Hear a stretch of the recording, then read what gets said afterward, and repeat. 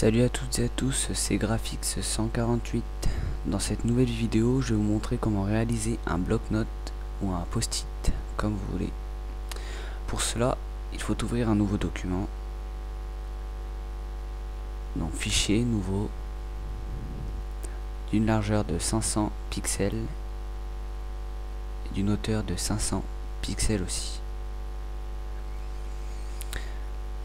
Voilà. Donc pour cela, ensuite, il faut importer un fond que je mettrai bien évidemment dans la description.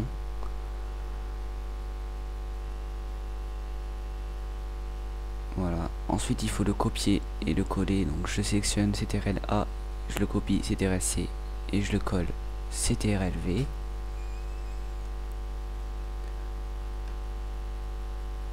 Voilà. Ensuite, on sélectionne l'outil rectangle, on va dans couleur et on entre ce code qui est E0CD73. Voilà, et on dessine un beau rectangle assez gros quand même. Voilà. Ensuite on va dans filtre, bruit, ajout de bruit et on met la quantité à 2%.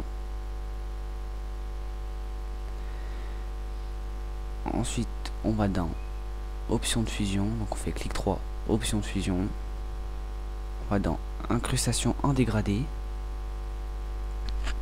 mode de fusion, incrustation, opacité 40%. Après on va dans biseautage et estampage et on change juste la profondeur à 500% et la taille à 1 pixel et le flou à 2 pixels. Voilà. On va importer un autre fichier, donc on fait fichier ouvrir, une autre image. Voilà, je la mettrai aussi dans la description.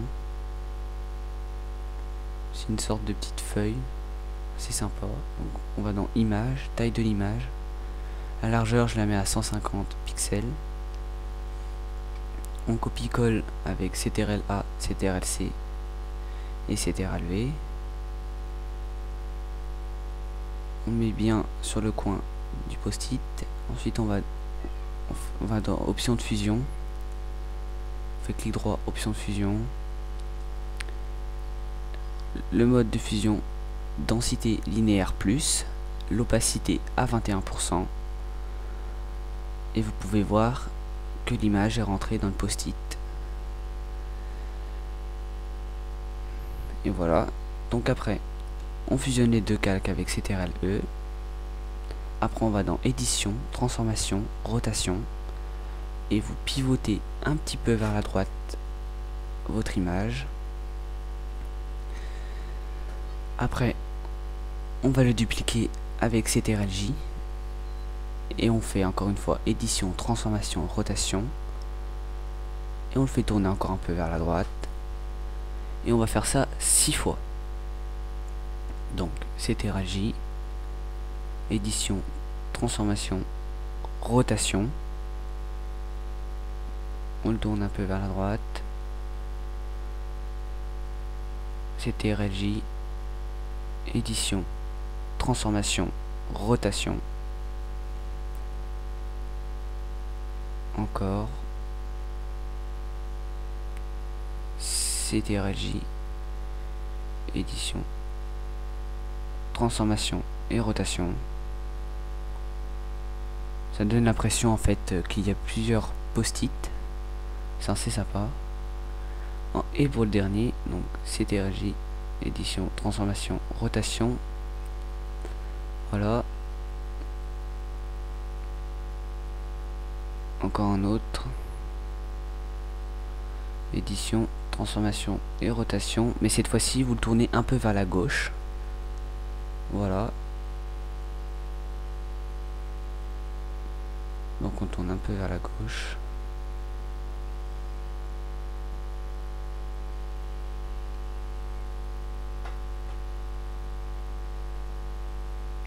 Après, on sélectionne le premier calque qu'on a créé, celui où on avait fait CTRL E avec les deux calques. Donc on descend dans la liste de calques et cette fois-ci on fait clic droit, option de fusion, on va dans ombre portée, on change la distance à 22 pixels et la taille à 22 pixels aussi. Ok, il reste plus qu'à rajouter du texte, donc pour cela on sélectionne l'outil texte, on va dans couleur, moi je choisis de prendre la couleur bleue,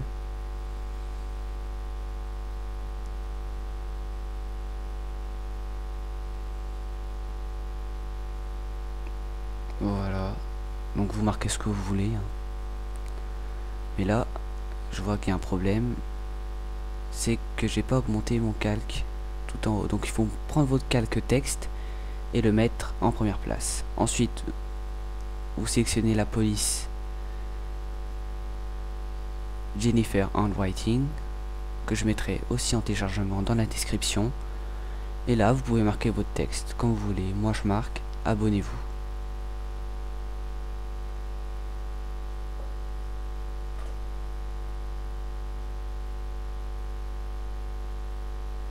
Voilà, on va le faire pivoter, donc vous connaissez, donc vous allez dans édition, transformation et rotation, on le fait un peu pivoter et on le décale un peu vers la gauche. Voilà, vous venez de réaliser un post-it et je vous remercie d'avoir regardé cette vidéo et à bientôt pour d'autres tutos.